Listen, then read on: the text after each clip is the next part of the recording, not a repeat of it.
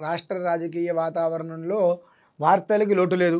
అద్భుతమైన వార్తలొస్తాయి. అలాగే రాష్ట్ర రాజకీయాల్లో కొంతమంది ప్రముఖులుగా చెప్పుకుంటున్న వారి యొక్క పదవులు అంటే నెగెటివ్‌గానే ఉందా? బ్రహ్మాండంగా ఉందండి. అంటే ఇక్కడ నెగెటివ్‌గా ఉంది అనంటే, ఆయన క్రితంసారి రాజు అయినప్పుడు ఎవరినైతే గనక ఒక రాజ్య స్థానంలో కూర్చోబెట్టారో, వారందరూ కూడా ఆ రాజ్య స్థానాన్ని కాపాడుకునే ప్రయత్నం కాకుండా, స్థానాన్ని అడ్డం పెట్టుకొని ఇష్టం వచ్చినట్టు ఎవరైతే గనక నిర్వర్తించడం జరిగిందో, వారందరికీ కూడా స్థానచలనం తప్పదు. ఎప్పుడు పాపాన్ని అప్పుడు మనం కడుక్కోవట్లేదు కదా! పెంపొందించుకుంటూ వస్తున్నాం. ధర్మాన్ని తొక్కుకుంటూ, అధర్మాన్ని వృద్ధి చేసుకుంటూ వస్తున్నాం.